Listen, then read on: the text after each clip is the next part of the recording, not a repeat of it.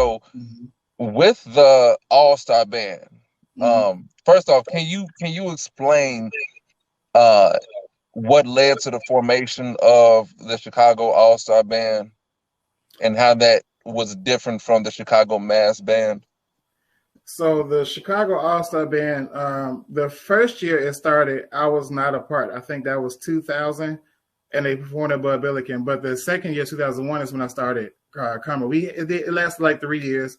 It was mostly all the directors at the time: Mr. Key, Mr. Burton, Mr. Otis. I believe Mr. Doherty was at Morgan Park at the time. Um, and a few others, band directors from Harper and a few other schools. They all got together and chose to start the CPS band. CPS also was behind it.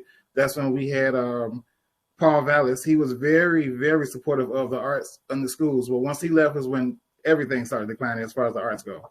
Mm. But yeah, I think it was just mostly the collective of the CPS directors coming together and wanting to do something more than just their programs or whatever it was, during that time. So I think that's what kicked it off. And it did last for like 3 years and then 2 years separated before the All-Star band started around. Hmm. Uh, so are you a founding member of the All-Star band, or were you just there, around the time that it started? So for the CPS All-Star band? Oh, no, no, no, no. I'm sorry. Oh, The Windy City All-Star band. so when the All-Star band started, it started 2005. Travell had the idea of starting the band. At the time, the name was Joyce W. Nash All-Star Band. She was a member of his church. She marched at Pine Bluff as she played mellophone, and I think she had died from sickness, some type of sickness or something. So he started the band under her name as a memory to her. And then, yes, I was a founding member at that point as just to come out, let's see what's up. It's a new band, new thing going on. So, yeah, I was an original member starting from Okay. that time. Yeah. Okay. What now is my understanding that at some Mm-hmm. point there was a splintering of All-Star bands where you had the Windy City All-Star band or the Chicago I don't know, All-Star band. Can Mm-hmm. can you can you tell me what happened there and why?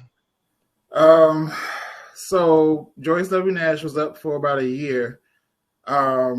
We were rehearsing at, like I said, back and forth. We were at the parks, to Travell's house in the basement. We really, really appreciate his mom for letting us come in the house. All these people in her house making all this noise, like we really appreciated that during that time. Um, but it started off with Joyce W. Nash. A lot of folks really weren't feeling the name and or whatever. And then people were like, "Well, who is she? Why are you gonna march under her name and this and that?" A lot of folks just didn't understand why they had the name. So forth. We had some elections. I got voted as president, and then at that point, it was like, cool. So now I'm bringing fresh ideas. Oh, we need to change this name. So what are we going to start? What are we going to go with? We thought about Chicago All Stars or anything pertaining to Chicago, but we just stuck with Windy City, being that's our nickname. We stuck with that. We chose a set of colors and all our founding rules and things like that. We just started making strides to a better direction once I became president.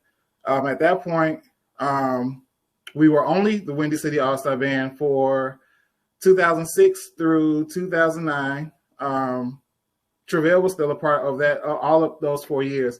And then once we parted ways with Chicago State, that's when we just took a hiatus until 2013.